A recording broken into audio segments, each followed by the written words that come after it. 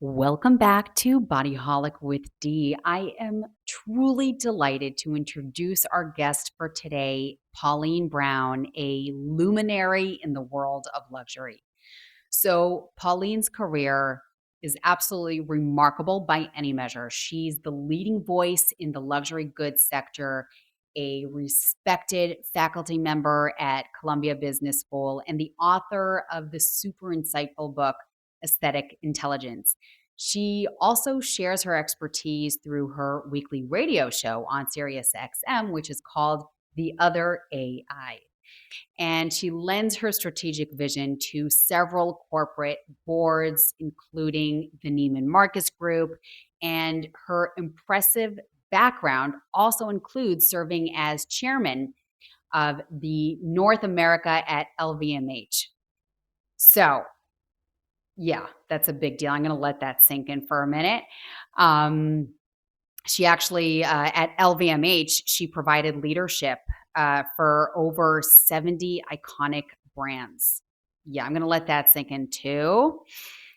And I'll just share with you that I was so impressed by Pauline's deep understanding of the luxury landscape, particularly her insights on the evolving definition of luxury and the increasing emphasis on well-being. Our conversation was both fascinating and enlightening, and I'm eager to share it with you all today. So, we're going to be delving into the nuances of the shift in luxury and exploring why wellness is actually becoming so central in this world and what it means for consumers and brands alike. So, kick back, enjoy. Welcome to Bodyholic with D. No fads, just facts. I'm D, and I'm here to help you ditch the noise and build a life you love. Let's go. Oh, but wait, I'm not a doctor, so use your common sense. Now let's dive in. Pauline Brown, thank you so much for joining me today. This is really an honor, and I'm super excited. Thank you. Thank you for having me on your podcast. I'm excited for the conversation as well. Basically, as far as I'm concerned, you are the world's leading expert on luxury, and you have a unique perspective because of that on how this concept has been evolving. And I'd love to hear your insights on the growing trend of wellness as the new luxury, even though when you and I have spoken before, you were saying it's actually not that new. So I'd love to just hear your perspective. Yeah. Well, a couple of initial thoughts on that topic. First of all, I'm not sure I'm the world's leading expert on luxury. I feel like I'm probably the world's biggest critic of luxury.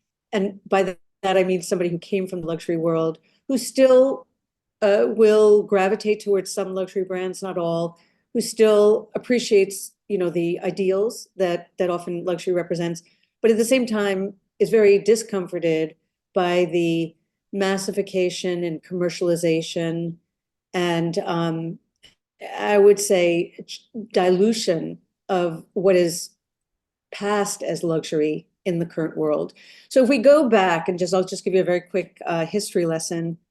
First of all, luxury really was not even an industry until, call it 50 years ago.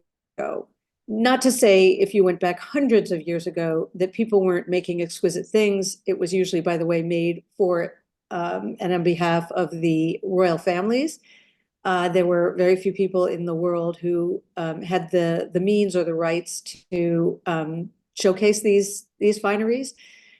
But the idea that it was actually industrialized, so we call it an industry, is very, very new. And while if you could actually go down 2,000 years and find relics of these great pieces of jewelry that were, whether it was the pharaohs or the Maharajas in years past, that, were still being made, and today we would qualify as luxurious. I think that the turning point and really where the modern history of luxury starts is with Louis XIV and the court of Versailles. And the reason I go there is because it was the first time that a ruler and a culture said, we're actually going to use our luxury goods as a way to exert our military and political and even cultural superiority over neighboring regions. And so often when we think of luxury today, one of the reasons we're so connected to it with kind of regal French heritage is because of that very strategic move that was started then.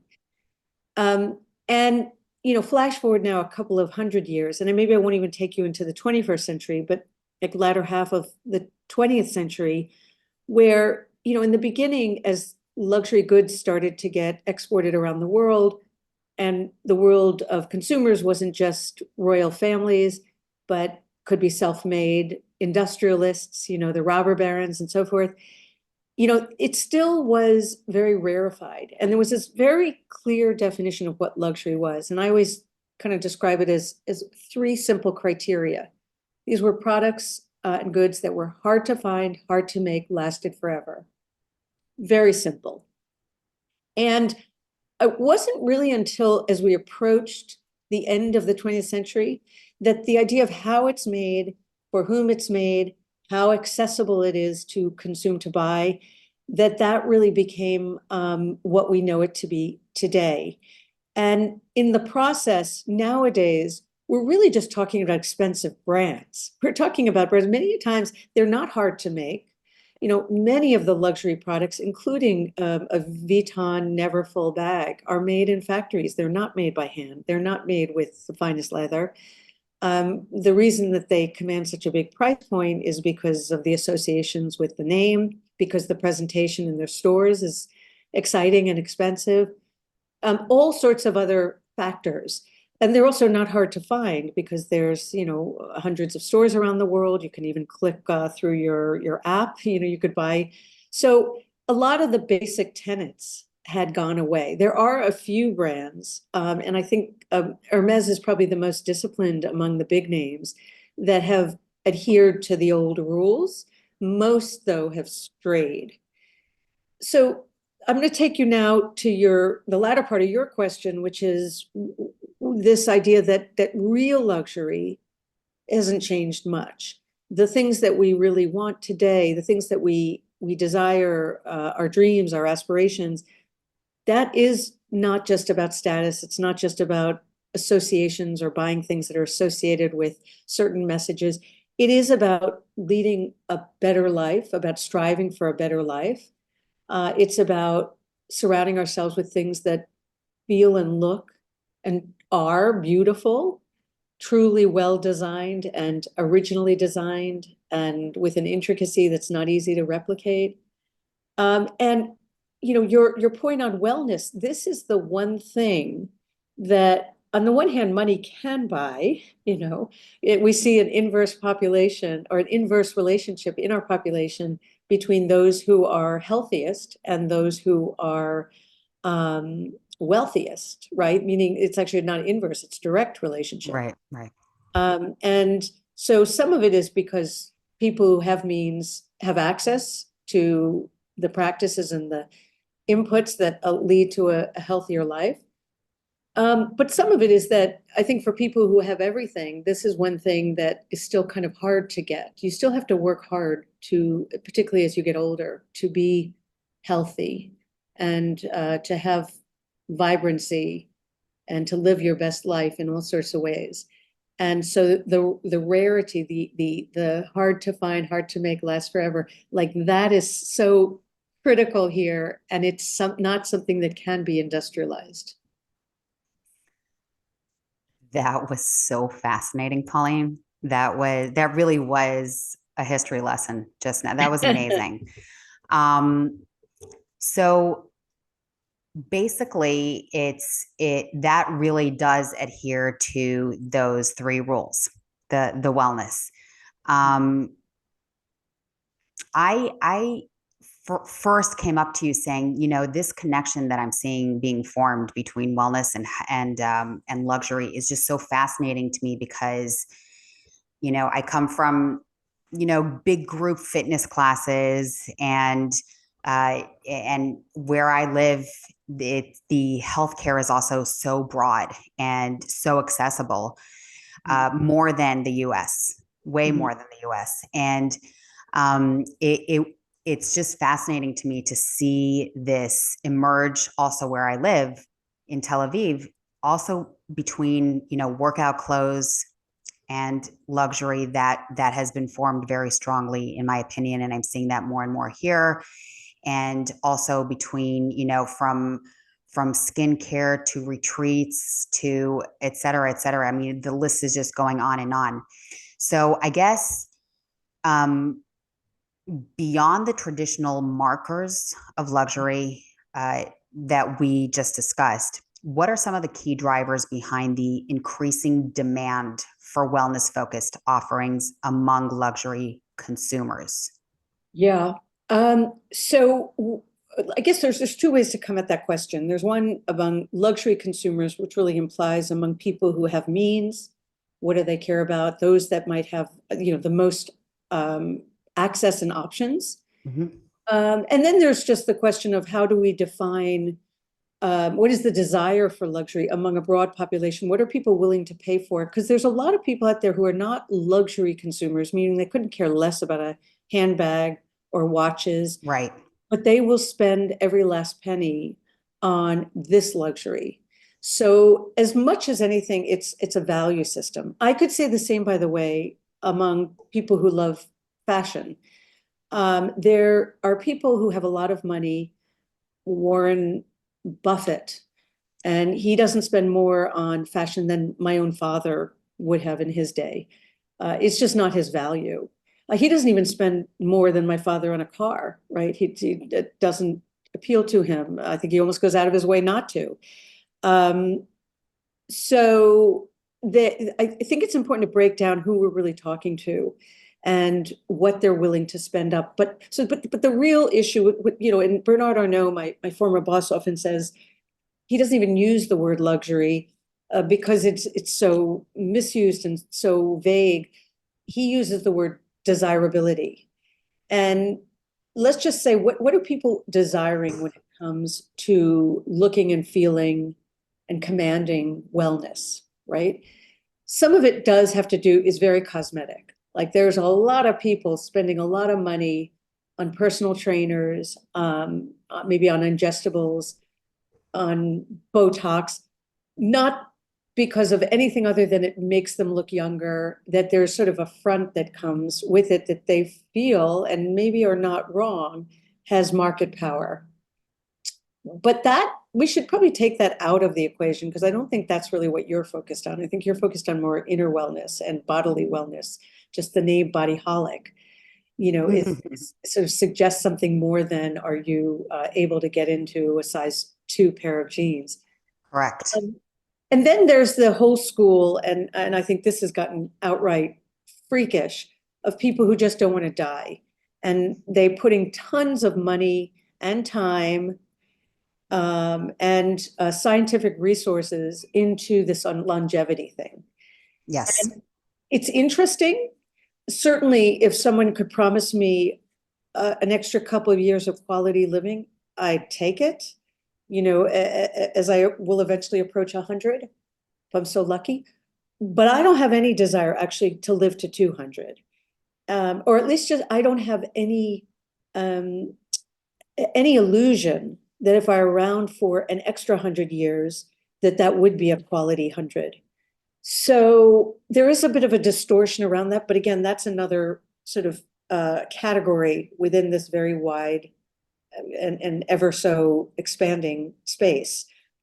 When I think of true health, and I guess true health would start by the idea that your body is in complete alignment, that you're not aging as fast as your years, or certainly not shouldn't be faster than your years, and that you go through any given day or month with with energy and with positivity, right? Because there's mental wellness as well that goes right in. Mm-hmm. And I think the question is the question you're asking me is what do people want above and beyond? Like, and what are they looking for? What are the services or products that are proponents of that? Yeah. Um, well, when I came into adulthood, the first wave were gyms. And I remember back in the 90s, I joined when I was first on my own in the city post college, like I joined an Equinox and it felt like Mhm. such an indulgence. I can't remember if I paid 150 a month or maybe it was 89 a month, like going back, but whatever it was, it felt really expensive to this entry level professional. And I remember being struck by like how modern and streamlined and well designed and club like the gym was, right? And the same years later, they opened the first ever partnership around a Reebok club. And that seemed so state of the art to me and so cool and so luxurious. Now I look at any of those as, not a whole lot better than a Planet Fitness, right? They're on average cleaner. They all have sort of a spa room in the back. They all have crowded classes. They all have a snack bar in the front. To me, that's the difference between maybe an A mall and a B mall, right?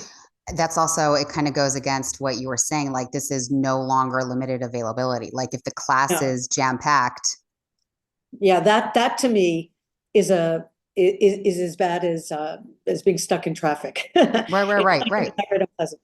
Yeah. And then to the next wave was okay, so now I'm a member of a good club, but I'm still not more fit than I was before I became a member. So I'm going to get a personal trainer. And I remember the first time, which probably was shortly thereafter in the 90s, I had my first ever, and it felt like such an indulgence. And I felt very guilty. In generations past, the only people who would have a personal trainer would be either celebrities or uber rich people, and here I am, and many others doing it, and it became such a big commercial component of these gyms' business model that they promoted it heavily. To me now, again, I know so many people who have that, and the only way that they think of it is it ensures that I get to the gym or it ensures that I actually do something. Yep. Again, it's not like a massage, right? It's just seen as a facilitator. Right. So Accountability. so I think the latest wave, because we could kind of go through each of the many chapters leading up to this, but I think it's great though. the wave that I see right now, which will be massified and democratized just like the others, but it hasn't yet, is around wellness travel, is going to a resort that in another time would have been kind of like a rehab, but it's without the disease or the addiction that is taking over, telling me what to do, but doing it in a way that is makes me feel embraced, not Hmm. ashamed, that doesn't lean on me to take the initiative because I won't. And that by the end of that 3 day weekend or 1 week away, I genuinely come back feeling refreshed. Yeah, it's a form of rehab for those who can afford. Hmm. And what I'm seeing among non health oriented hotels, even the likes of a Ritz-Carlton, is that they're incorporating more and more spa-like features, Hmm. even in their hotel offering for business travelers. So yeah, so taking this idea of travel and making it not just about discovering a new part of the world or getting business done, but also taking care of yourself whilst you're on the road. I would even say that just taking time off from the rat race, from the Mhm. everyday, is a luxury. And then, of course, spending on the spa and the hotel and the resort is, the next level. Yeah. Um, so let me ask you, there is also, I feel that the trend of superfoods, the high quality ingredients, exotic berries, things like that. I wonder if that would be, if you would consider that to be luxury, and Um, I would also, I'm interested in what you think about like the elegant packaging, the design that we're seeing on different creams and things like that. Uh, is there, I don't even actually know if there is exclusivity and personalization. I think that's becoming very homogenized and also very deceptive.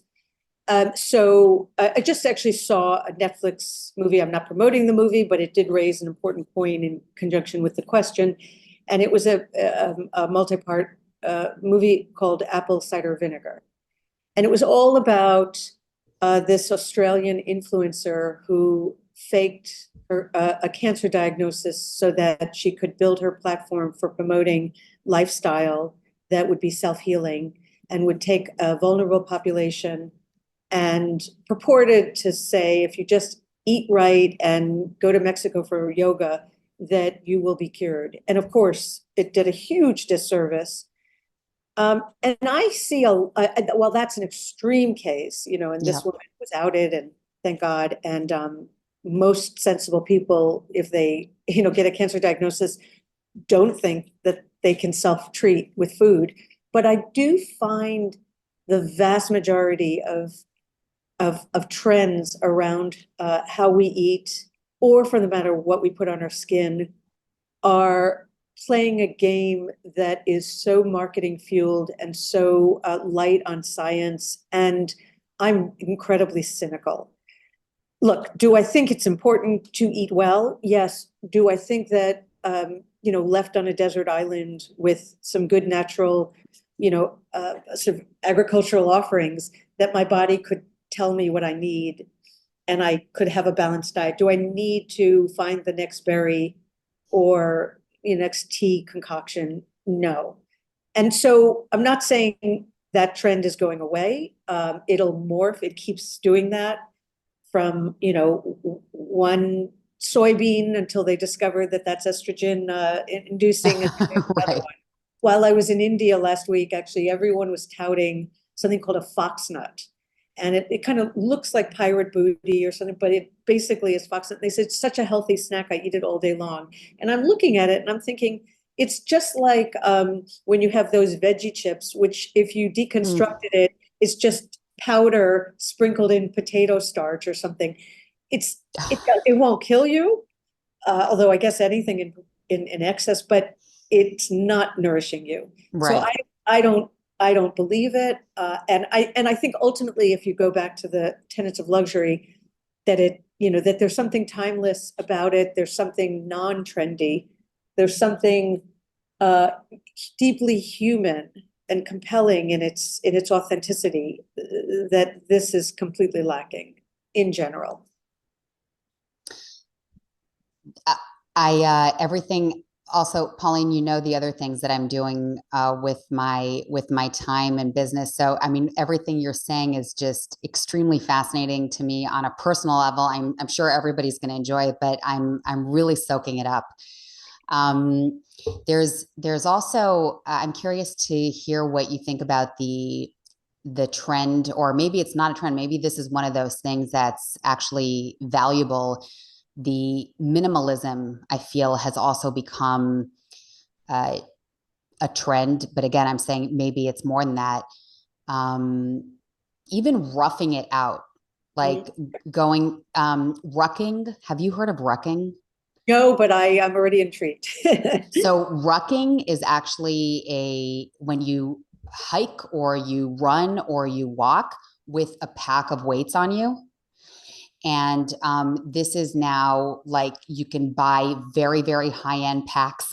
I know it sounds crazy, but like this is really a big deal now. So roughing it, minimalist retreats. I feel like there's something here that's also coming into the broader picture of luxury wellness.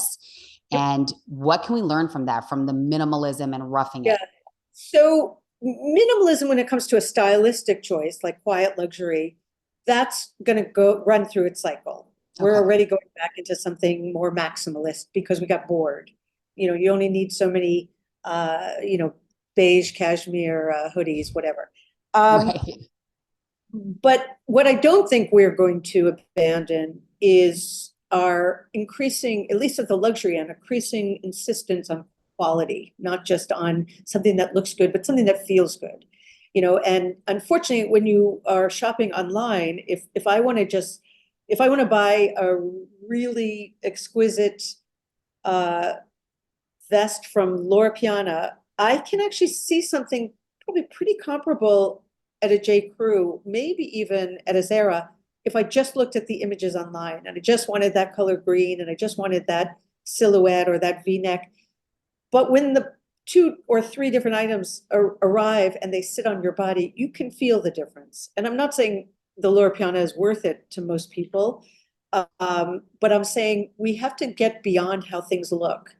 And we can feel when we're wearing things that have plastic, which is all forms of polyester. It doesn't allow our skin to breathe. Um, we can feel when there's blends that might have a little more of an itchiness. And I don't think we've been trained to listen to that enough.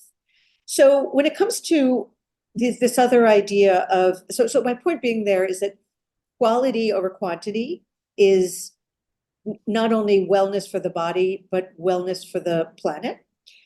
When it comes to messaging, I think you're spot on to something. There is a Instagram feed that I recently came across called, and it's about this woman. It's referred to as Evolvita, and she's a tribal woman.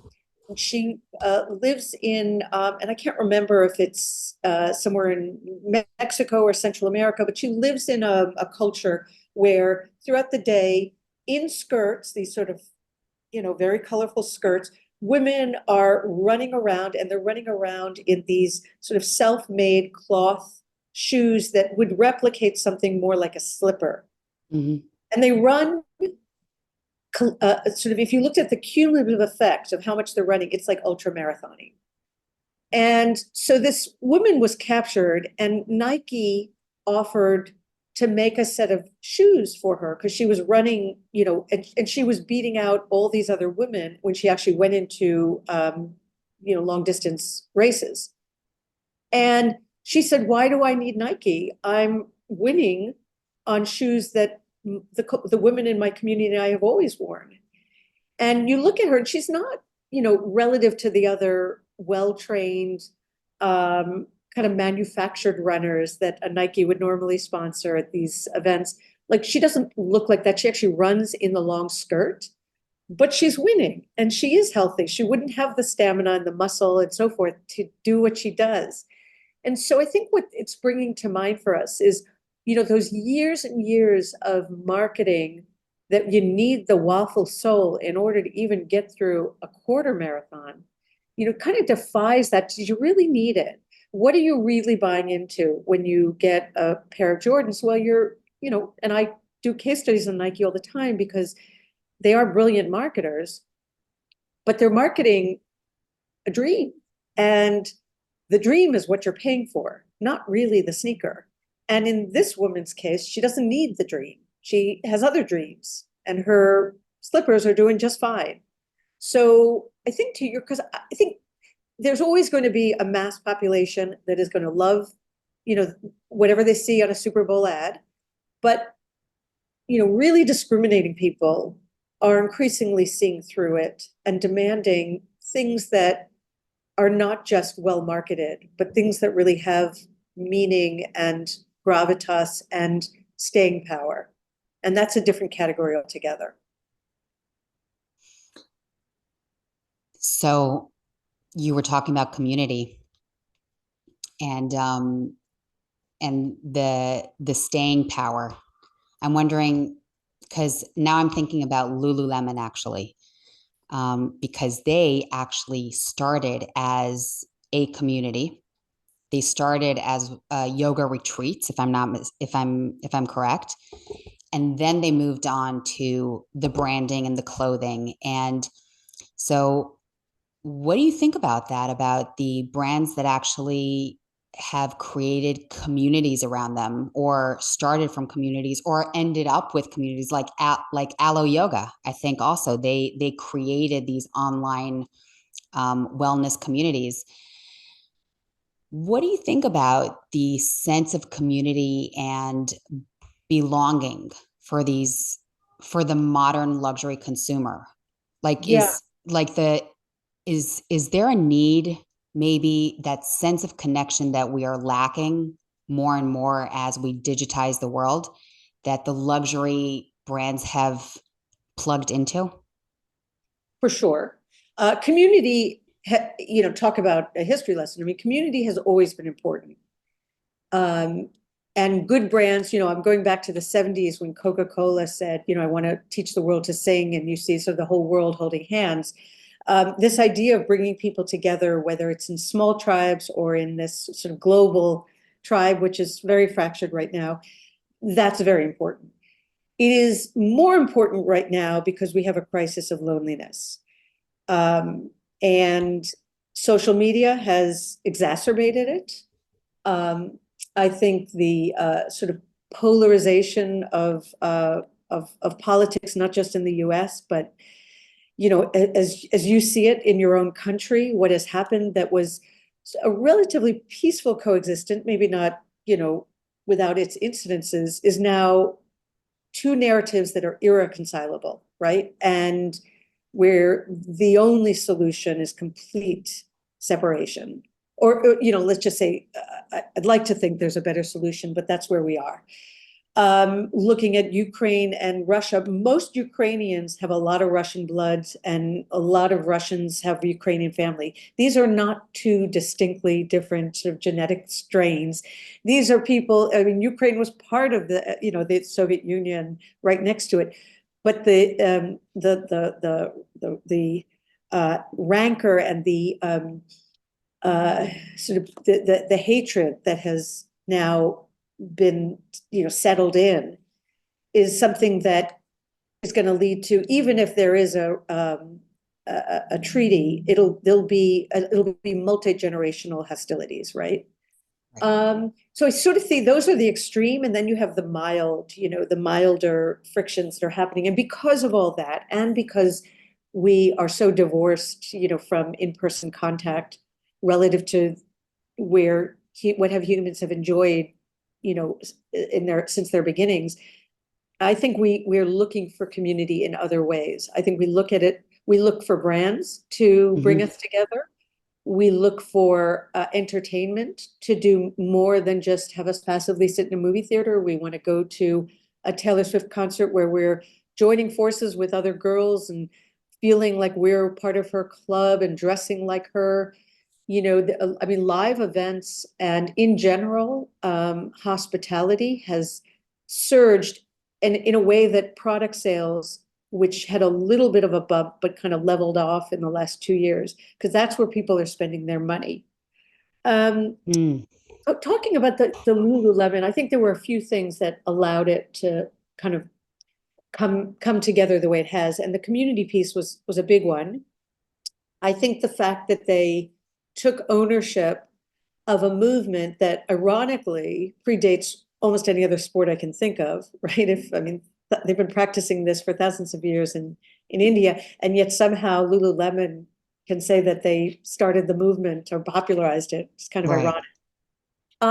I think that there also is a body positivity that was well timed, because it's it's the kind, but through its fabrication and its shaping or its silhouettes, there's no woman who could say, I go in those stores and I can't find anything I could wear, right? I mean, there's something in there for every shape. And we live in a time where that has been another form of divisiveness. Most of the lines, like if you just take a woman, size 6 woman, and she tries on 10 different designer pieces, size 6, they will fit her drastically differently.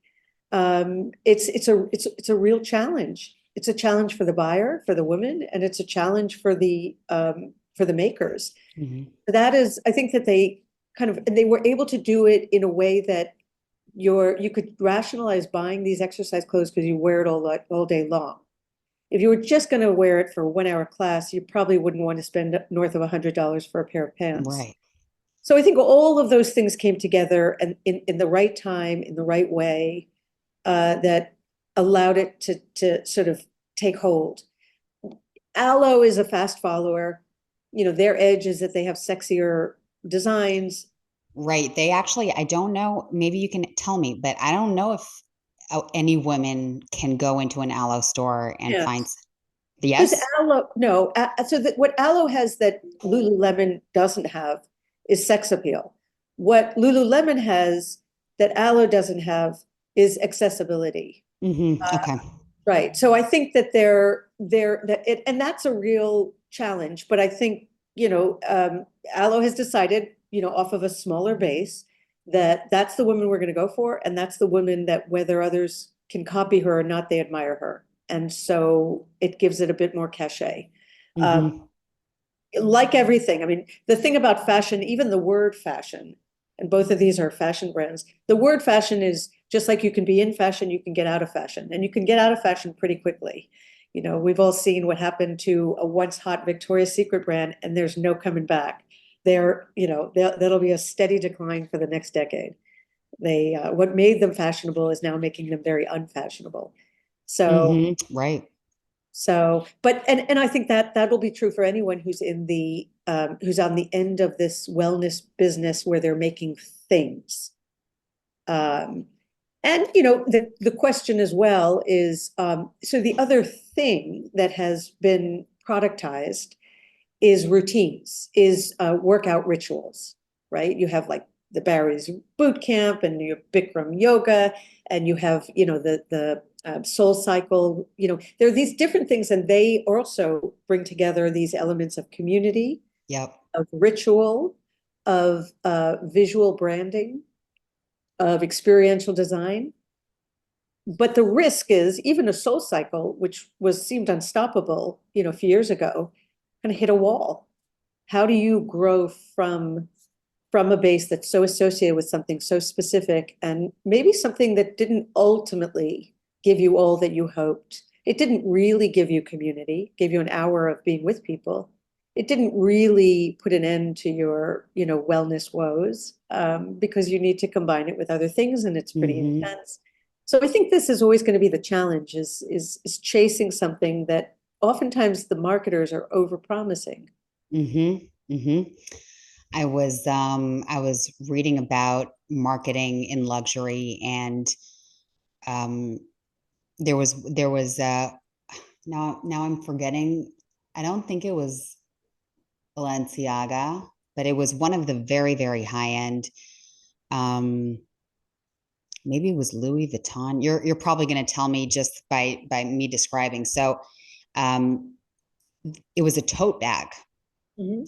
that basically there is no way that it cost to make more than $50. There's no Mhm. way, but it was selling for $3,500, Mhm. and it's that's when you're talking about kind of like hitting a wall or speaking to the emotional, like that's selling to the emotions, that's marketing to the emotions, that's not uh their Barry's boot camp is maybe not going to be very scalable because they're very, very focused on one thing, and it might not speak to everybody, and so they would have to really work hard to scale and not hit a Mhm. wall. But manufacturing something for $50 and Mhm. selling it for 3,500, I mean, that's super creative, super emotional, like hitting someone's pain point of they just really want to be associated with a specific status. Yep. um but So, yeah, yeah, tell me your thoughts. first of all, I think you're referring to one collection that Balenciaga came out with, a little while ago.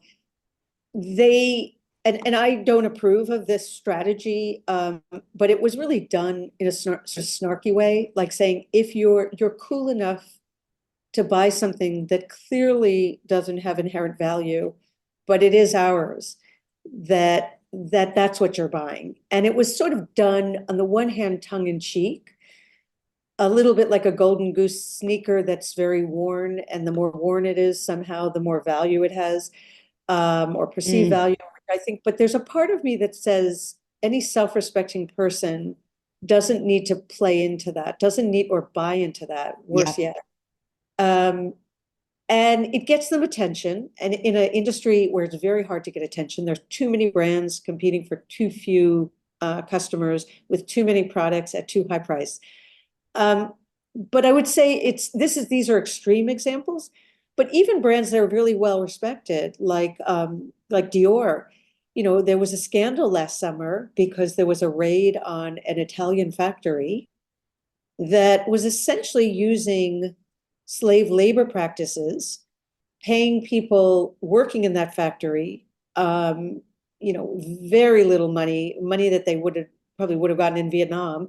But the company could say we're made in Italy. And they were a subcontractor to Armani and to Dior. And it came out, for example, that a Dior bag that was sourced through this factory in Italy, that Dior bought it from them at a cost of $57 and then was retailing it at, I believe it was $3,500. So, and that's not a silly little canvas tote bag. That's one of the more appreciated Dior bags. But the point being, even the Wow. most coveted ones, the supply chain is pretty lumpy, and the value creation is going to a very small um, part of the chain. And it's the reason that Bernard Arnault is a top three wealthiest man in the world. It's not because he's giving away any value. Then why, what is it? Well, it does speak to people. Well, two things. Number one, the reason the companies get away with that up to a point, eventually it catches up. But the reason they do is that most people are just not properly educated. Meaning, if you develop an eye for quality, you may not know that that was only $57 a pop because there was slave labor involved, but you certainly will know that for 3,500, I'm giving away a lot of value. And so number one, I think most people have to, unless they want to waste money, really know where the value is. And there are brands out there that make beautiful things that are fairly priced. And the closer you can get to understanding whether it's in a tailored garment or a piece of jewelry, like how is it made, how good are the ingredients that go into it, it's no different than what I would say on the food scene. If you have a good palate, I don't care how much they're going to charge on the menu, you'll know if it's a quality meal, if it not only tastes good, but if it sits well, if the next day you still feel like you were well nourished or you felt like you just had a tasty caloric meal that didn't sit well. Like these are the things you have to educate yourself on. And then the second thing, which is maybe even a bigger problem, is people are not confident. And they often assume that buying the expensive item, that number one, well, they're the authority. If it has this name on it, it should be good. And number Mhm. two, it makes me feel better, or I think I feel better because I can tell the rest of the world that, you know, that I'm one of them, that I can wear that Chanel bag or that YSL Mhm. bag. And I think if you're confident and you have an eye for quality, then you can make wise choices. And maybe you'll find a piece in YSL or Chanel, and maybe you will completely reject it. I mentioned to you offline that I was in India. Yes, while I was traveling through the country, I saw, a lot of junky straw materials, but I saw some exquisite bedding that cost a fraction there of what I would have paid for the same item in a fancy store in New York. The jewelry on par, some of the fine jewelry I saw was on par with what I would expect to see at a Cartier or a Van Cleef. Um, Wow. and so most people are not going to get on a plane and go to India and try to figure out what is good and what isn't. I get it. But I'm just saying, don't assume when you walk in these big name stores that you're necessarily getting a fair price or as good a quality as you would want. I think that's a very important lesson. And we started with that history, that wonderful history lesson, and we're kind of going to end in that in a circle because the question that comes to my mind right now is what do you think about influencer marketing? Because and the reason I'm associating that is because I guess it's the royals that are basically that's today's influencer, Yeah, right? yeah, So yeah. right. So I'm thinking to myself, we were talking about Balenciaga, and I'm immediately thinking about Kanye West and Kim Kardashian, and they're so closely linked. And what are your thoughts on that? Yeah. Well, so first of all, why something is interesting and why it's desirable are two different things. You know, we've all been paying attention, maybe more than we should, to the Blake Lively, Justin Baldoni, you know, uh, battleground. And yet that doesn't signal that their movie, which was a fine movie, is Oscar worthy. Movies that are up for the Oscars, that is luxury in the film world. This is mass consumption. And the drama that goes into that, just like the drama that goes into the whole Kardashian clan, is sort of sticky and interesting to watch. But I don't think we should confuse that with desirability. Um, and I don't think we should confuse it with, that which is real luxury, which is this idea of sort of the authenticity we talked about before, that it's built to last, it's, hard to find, that there's craftsmanship and so forth. There's none of the Kardashians, maybe except for the mom, who's a very good businesswoman, have a craft, right? They're not actors, they're not singers, they don't even style themselves. They have stylists. They have, and they're not, but they've created a narrative where, as a society, kind of involved, um, and so, but the one thing I do want to say in terms of the commercial implications, you know, someone like a Kim Kardashian is associated with many successful brands, most notably with Skims, right? Great success, really well executed. We forget, though, that graveyard is full of brands that have done things with her, maybe not to the extent that Skims did, maybe just had her do a post, or maybe, had some sort of skincare alliance a few years ago. The graveyard is full of them. Just because she associated with them didn't launch them, didn't reinforce the marketing messages they needed. So, so I think the influencer marketing, to do it well, is trickier and harder than it looks, meaning that it can work. It certainly can get attention on a brand or an idea, but it has to start with a really credible marriage between the talent and the proposition. I think it also has to be executed thoughtfully and and with originality. When Hailey Bieber, what people forget, so she has a successful skincare brand, Rhodes, right now. She actually was the spokesperson, the cover model or I guess, yeah, cover model for Bare Essentials when Bare Essentials was a rapid descent. Um, we none of us remember that because it didn't work, right? It didn't Right. work. Kendall Jenner did a collaboration with Estee Lauder. It did not save the Estee Lauder brand from going downhill because it didn't work. So I think, just as I would have said back in my beauty days, I started my career at Estee Lauder, and I used to do deals around licensing and new brand partnerships. A lot of them, just because somebody is popular or somebody is beautiful, doesn't mean that that collaboration will make sense or will really add up to more than the 1 + 1 will add up to more than two. And that's a science and an art. But I'm skeptical about throwing a lot of money at that with the maybe expectation that it's good enough, that it's what it takes. That's super interesting. It basically just emphasizes that what you start your bottom line, I think, which is the value. Like, what are your values? What are you willing to spend your money on? What are you seeking? If you're seeking something in particular, you will find it.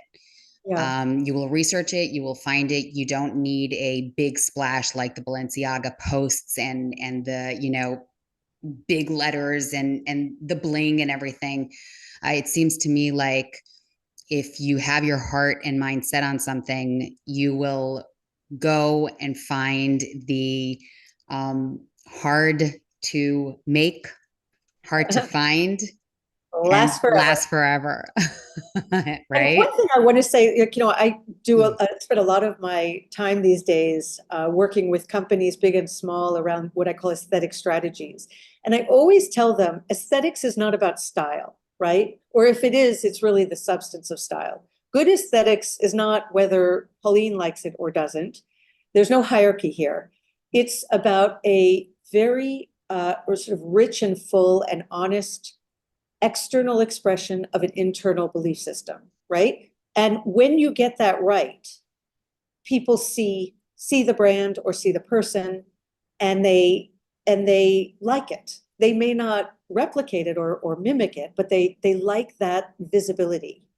And most people become stylistically invisible, just as most brands become homogenized, because they look at the outside world and they'll say, I'll take a little bit from this one and a little bit from this one. And in the process, there's nothingness, right? So I like that clarity, but the clarity has to start from within. It does not start from the outside world. Wow, what a way to conclude. I just wrote that in big for myself. That is so important. What a lesson. And it's been a fascinating conversation. Thank you so Thank much for you. joining me. Thank you for having me, and keep doing what you're doing, because when I talk about that connectivity with the inner self, you can't do it if your body is not in as good a shape as your imagination and your mental acuity. So keep doing what you're doing. Thank you. Thank you. Hey, thanks so much for tuning in. And if this hit home, please share it with your crew. Likes, comments, shares, show your loved ones you care. A Bodyholic production.